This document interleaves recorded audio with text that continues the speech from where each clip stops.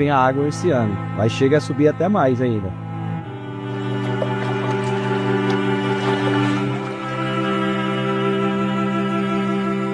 Aqui é um lugar que o Brasil não conhece.